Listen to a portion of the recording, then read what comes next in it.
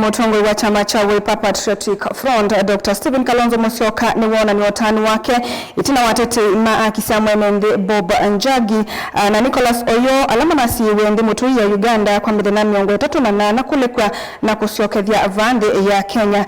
Aineenea kyathini cha mathiko cha Terry Kariuki ula ni muka wa katatu wa mututia JM Kariuki ni Kukulya Nthi ya Tanzania kuweka kuthin'ya Akenya ala Mekalaa ku Mutongoi wa DCP Rigathi Gachagua nake ula eandamanite na Kalonzo kyathini kiu aikathi ya kwiyumya kwa mwika wa Nthi maunduni ma kiuteti na kwasakana uni wa nthi ya Kenya maunduni ma Mutongoi wi mokoni ma mwika uyu wa Nthi. Leo pia tunashukuru kwamba ndugu zetu Bob Njagi na mwenzake wamerudi, wameachiliwa, na najua kwamba walikuja kwa ndege, waliachiliwa pande wa Busia wakakuja Kisumu and they flew into JKI.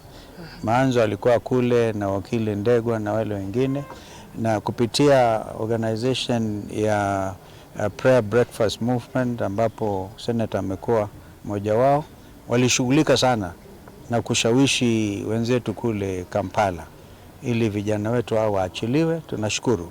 Vile vile tunasema Wakenya ambao wako Tanzania sasa hivi wasidhulumiwe. Majensi wa Tanzania ni kama majensi wa Kenya. These are all Kenyan East Africans. Kwa hiyo moyo wa East Africa pia lazima udumishwe. Kwa hivyo tunawahimiza haswa ndugu zetu wa Tanzania, ndugu zetu wa Uganda na kule kwingineko tuwe na ile roho ya uvumilivu. Leaders are being persecuted, they are being attacked by criminal gangs under government protection, and we are hoping that our government will not resort to what happened on 2nd March 1975 of political assassinations, and people should be allowed to say what they want to say and democracy to prevail.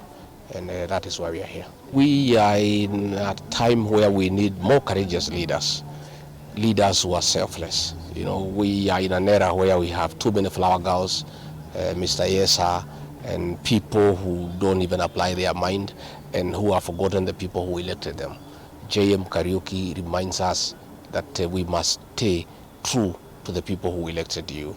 And personally, as DCP leader in my party, I'm mentoring many young leaders.